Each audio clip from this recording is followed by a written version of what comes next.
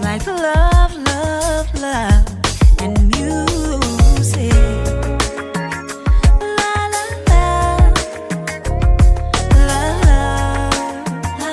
love, love, love, love, and music. Love, love.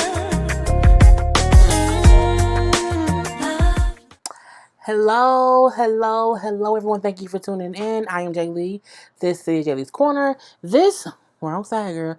This is my review for Teen Mom 2. Whatever yesterday's episode was, I can't think of what it was. I'll put it in the description box. Not the description box. I'll put it in the thing below of this video. This would have been a car conversation today, but I forgot, and I'm like, let me just get out the way because I'm sitting here. Just did I'm about to do the Love and Hip Hop Hollywood review. So, this ain't nothing special. It's a little run through of Teen Mom 2, okay? Do not forget to like, comment, and subscribe to my channel, okay? And become a whole J-Bird, dun dun dun dun dun, and all that good shit. Do not forget to hit the notification bell because it lets you know when I have new videos up, okay? Shop my Teespring merchandise. The link is below, and also follow me on IG. The link is also where? In the description box. Okay. Person by person, let's get it started. Leah. Leah's daughter, the one who has the muscular dystrophy, is having some eyesight issues. So her whole thing was taking the little girl to the eye doctor. Come to find out, she is actually having very, very, very, very hard time seeing out of one of her eyes because her optic nerve is so small. So she has one really, really good eye and then one eye that she can't see much out of it. So like when she covers the good eye, she can't see nothing out of the other eye. But when she has both eyes open, she can see, better, but she can't see anything out of the bad eye when she closes the good eye. So they're taking her to the eye doctor to get new glasses and see what's going on. So, they get, Mama, I don't want to get my eyes dilated. Well, honey, you have to get your eyes dilated. So they go, she gets dilated and everything. And the doctor does say, like, you know how they do the whole test, cover your eye and read those words. What does that have to say? So they did that whole thing. Of course, she can't see much of anything out of the bad eye. The doctor comes in and does the same little test or whatever, and tells Leah in front of the daughter, like, yeah, she does have that one bad eye, but she has the one good eye. So we're gonna change her glasses prescription. But make sure that, y'all protect the good eye. Because if she loses the good eye, she won't be able to see at all. I'm like, damn it, man.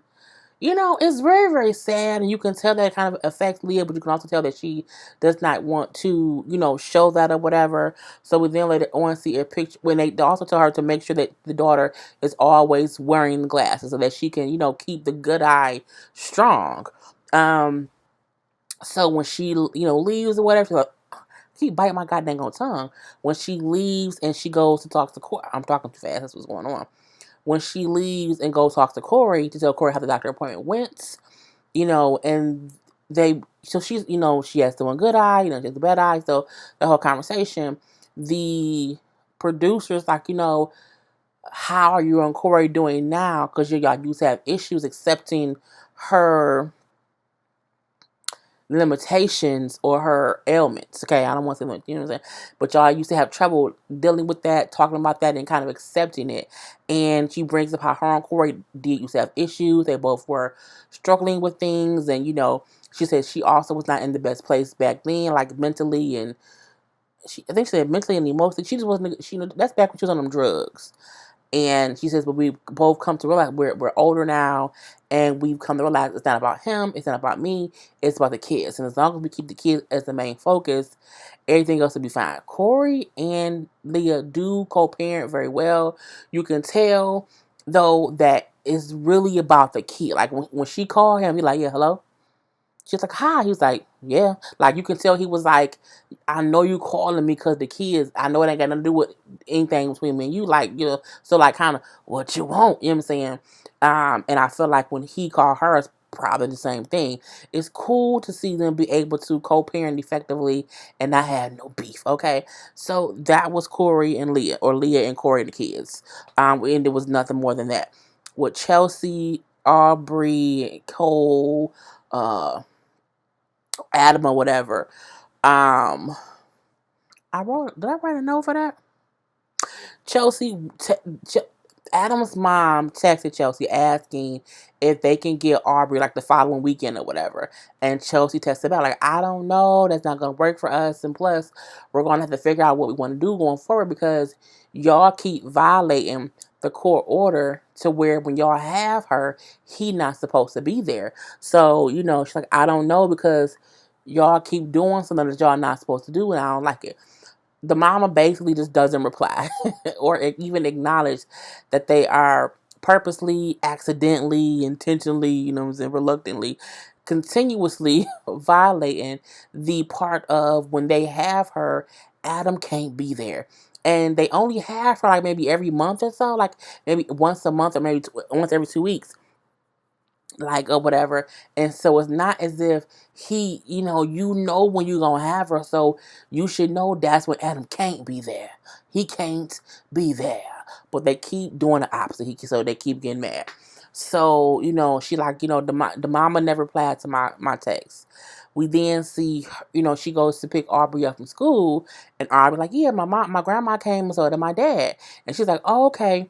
They, talk about the visit last time. Last time you seen them was when Cole had to go pick you up because your dad was there. She's like, no. And she said, well, are you sure they didn't mention anything about the weekend or anything? She's like, well, she's like, Aubrey, don't lie. And so she said, well, Grandma Donna said that she texted you and she asked you, or she said, excuse me, that she said she wanted to get me on the weekend and you told her it didn't work. Well, she said in her own Aubrey kitty way, which I was like, damn it. And I felt two ways because Chelsea then explained, like, well, yeah, she texted me, she asked me, and I did. Because Aubrey said, well, what did you say to her? And, Chelsea said, well, I said to her that we don't know about that because they keep violating the court order. And then she asked, like, you do know, why you aren't over there? And she's like, well, yeah, because my dad keeps coming over.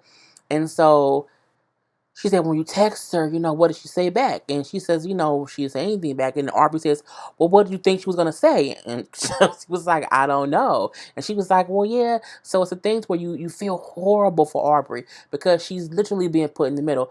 But mainly because her grandma be bringing stuff up. And when she talks to her mama don't want that to be the last thing that she hears. So when she's telling Aubrey, like, well, we said this and we said that and this is the reason for this, that, and the other, at first I'm like, why is she having these adult conversations with her 9-year-old?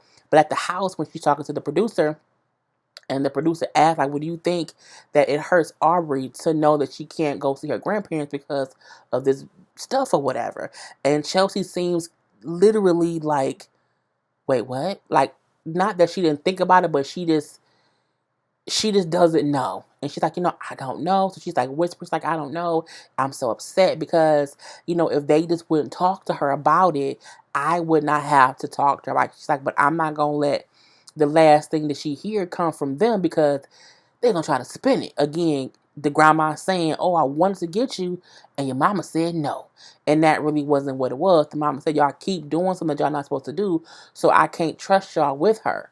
But again, she wouldn't have to talk to Aubrey about that if the grandma wouldn't keep putting Aubrey in the middle. I feel like the grandma is like, let me tell her this, and maybe Aubrey would get upset with her mama and say, I want to go over grandma's house. And Aubrey don't do that. Aubrey likes, I feel like, being home with her mama, her stepdad, and her siblings, or whatever. But she also may like going over there to see her grandparents. But I do feel like Adam's mama or family should not be talking to Aubrey when Chelsea not around about whatever's going on between Chelsea and them. Because the lowest common denominator into all this bullshit is Adam. Okay, Adam the one that ain't shit. And Chelsea is trying to like let them be around her, but Adam won't do right. And then we see her talk to her daddy, and when they're like, what's going on? She's like, well, this aggravates me that he'll go see her at school, but he won't go see her at the little child center. And the dad made the perfect point. He wants to go see her when someone isn't telling him when to be there. He wants to go see because he feels like he's making that decision, even though you can also make the decision to go see her at the location that's available. Okay. But, it's just a whole thing. The dad, I really have always wished that he would just grow up and be a good father, but he's just just say he's just getting worse. It's so fucked up. And then she's like, I've been talking to my lawyer about this and that and the other, and we're talking about the adoption thing. Because mainly because I feel like if something happens to me, I don't want it to be to where he try to fight for custody of her and he gets her because he's her father, but he isn't, a good parent.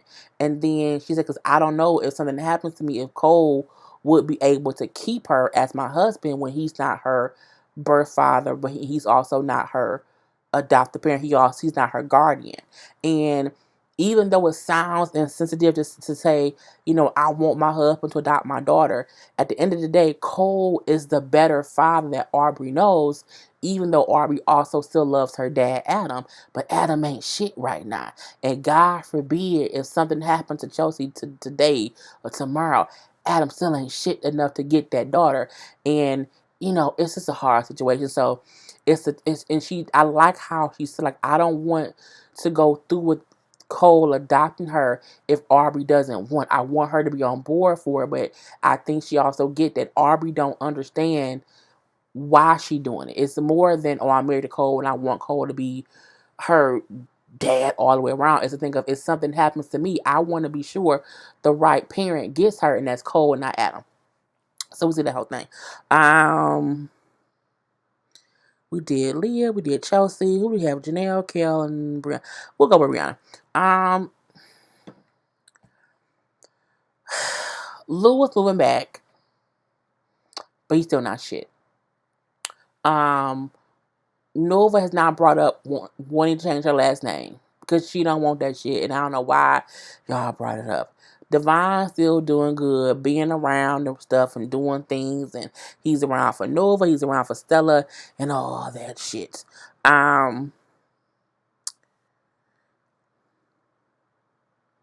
She brings up how Lewis has not seen the baby in 5 months. You know what I'm saying? She brings up how Devon is around so much now for Nova that Stella is attached to Devon. And we then see them at the little jamboree thing or whatever, playing around. Both little girls is there. Brianna, her mama, her sister there too, because they always say they're a trifecta. And Devon come and little Stella's, reaching for Devon. We see that she has a relationship with Devon because he's always around. And it looks like people are always holding her. But whatever, I digress. So Devon don't see, hey, Stella, he's friendly too, whatever. Oh my God, she just loves him. Okay. We also see, Devon's doing so good now. He's much better now. Even though he don't have a license in the car, he's around now. He helps me financially, all that good stuff. But, Lewis ain't shit. He wants to come back here. He wants to be a DJ. He wants to be a cop. He wants to be this. He wants to be that. He wants to be Super Mario Bros. I don't know. He wants to be some shit. He want to be Koopa of the kingdom. I don't know. He wants to do everything above the moon and below the sun. And, and I feel like Stella don't know who he is. And, when she sees Devon, she runs to him. And when I feel like when Lewis come in, she's going to walk away. Girl. And the mama said, you have to let whatever going to happen. If, Stella walks up and she's friendly, that's fine. But if she doesn't, remind him the reason she isn't friendly because she don't know him. He don't FaceTime. He don't call her. Lewis is a deadbeat father. He's the same thing that she said Devon was when Nova was a baby. She's repeating the same pattern she did at 16 and pregnant. Okay, Lewis ain't shit. We know Lewis ain't shit, but you knew Lewis wasn't shit when he was pregnant, but you still had that man's baby, knowing he wasn't shit. He ain't gonna be shit today. He ain't gonna be shit tomorrow. Hopefully, in a week or two, a month or two, a year or two, he will grow the fuck up and be a responsible father. Right now, he not shit. He gonna get a roommate. He has an apartment with a friend the same way that she has an apartment with her mom, her sister, and all them kids. So I mean, y'all also building life together. The only difference is Brianna's actively working and taking care of her kids, but you had a baby with a deadbeat. You can't have kids with deadbeats and think they're gonna change overnight. It just don't happen that way. But I do think Lewis ain't shit. But I also feel like you knew he wasn't shit beforehand. So I mean, girl, it's like, girl. Anyway, I still need them to move the fuck out of that little ass apartment. Girl, it's like fucking Smurffield. Janelle and Kale's stories kind of intertwined a little bit. Kale says she's not talking to Joe. She is cool with Javi right now, even though Javi is about to have the baby. Well, his girlfriend had the baby, or whatever. And Javi gonna have Lincoln, so she feel like Lincoln, he can still have Lincoln's birthday party and have a baby at the same time. I said, okay, I guess his girl can birth a baby and he can throw a party. I mean, I would say, if you don't know, his party may be earlier or later, depending on when the baby pops out. But I digress. She said because her and Javi are civil. She's back to fucking Chris. Because when she say her and Chris is cool, it means they're back to fucking. Yeah, you can't fool me. She has a hair care line that's coming out or whatever. She gets the little package and whatever. Talk to the friend. She wants to send all the cast, a sample of her stuff, even Janelle. Now, Kel and Janelle has always bumped heads. Well, you want to know why? Because both Kel and Janelle are assholes. I do feel like Janelle gets on our nerves more because she makes bad choices in men and don't see it. Whereas Kel is the bad choice because she's a bitch, okay? And she, makes it like the dude she with ain't shit. When sometimes it's Kel. But you know what I'm saying? They like mirror images of each other. So they don't get along and they haven't for a while. But Kel said, it's going to be a peace offering and whatever. Janelle get it, and Janelle sets it on fire. She records it and says, "Don't talk to me, bitch. Don't send me no peace officer. Fuck your peace officer, bitch. Fuck you, your hair, your care, and anything along with fuck the box, okay? Fuck the stamps on the box. Fuck the envelope that came with she fucking all. Bitch, leave me alone, okay?" And just like crazy ass Janelle. So when the producer FaceTimes, you're like, what happened with you and Gail? Well, she's fake. She's always had issues with me or whatever. And even in her post, she put that Kale are jealous of all the girls. I don't think Kale jealous of all the girls. I think Kale don't like Janelle and she don't like Brianna. I don't like Kale. I mean, I don't like Brianna. I don't like Janelle. But I don't think Kale jealous. I think jealous is the wrong word to use. I think she don't like you two motherfuckers because y'all both for this aggravating too. Anyway, but she brings up how Kale said on her podcast that David needs a Saki valve. He does. So do you, but your husband needs one first, okay? So she's upset. She be talking about me. She be talking shit, but she couldn't call me and say sorry. She couldn't call me and apologize. No, she goes to the blogs and tell the blog that she sent me a gift. Bitch, no, she sent everyone one. Not just you, everyone. I'm pretty sure when they said, well, who are send one to Janelle too, I'm sure she said, yes, I sent it to her, and hopefully it's a peace offering. I don't think she sent it to Janelle for any other reason besides we going through this bullshit, let me send this bitch some of my stuff. And I don't think Kale thought past that point of it. So when we see Kale, who she said the kids are gone, so Chris got one kid, Javi got one kid, Joe got the other kid. She by herself. She got a room. She got a whole hotel. I said, you know what? I should go rent a hotel room and just chill the fuck out for like 3 days. Like, no TV, no reviews, no social media, just some books, some music, you know what I'm saying? And just, I need to do that. But she went to the room just to kind of, chill out, little vacay. And her friend come over to one girl or whatever. And like, what happened with you and Janelle? And the thing, she liked the video, then got, almost 1,000,000 hits.